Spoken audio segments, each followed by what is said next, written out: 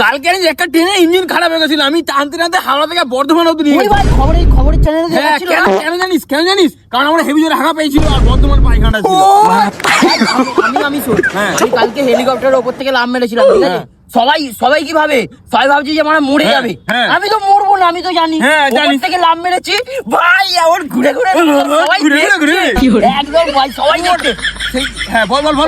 আমি তারপর প্লেন যাচ্ছিল, ঠিক আছে? ওই হেলিকপ্টার থেকে নামতে নামতে প্লেনের উপরে পড়লাম, প্লেনটা চলে গেল, আমি ওর উপর থেকে লাফ মারলাম, তারপরে একদম নিচে পড়লাম।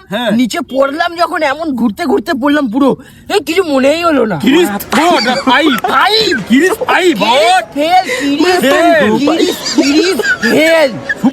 সুপারম্যান স্পাইডারম্যান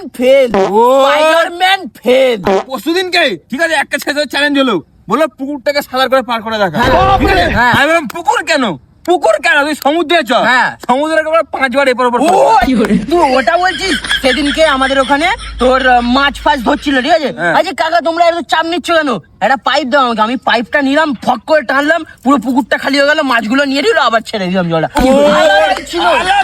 আলাদাই ভাই, আমাদের এইসব সুপার পাওয়ার গুলোকে আমাদেরকে দেশের মানুষের সেবার জন্য দেওয়া হয়েছে।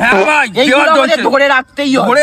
ছাড়বই না ভাই, ছাড়বো না, এটা ছাড়া আমাদেরকে ভাই রাষ্ট্রপতি নোবেল প্রাইজ দেওয়া উচিত। হ্যাঁ, আমাদেরকে এমন পুরস্কার দেওয়া উচিত যেটা এই দুনিয়ার কেউই পাবে না। হ্যাঁ, ভাগা পুরস্কার, ঠিক আছে? পায়খানা অ্যাওয়ার্ড।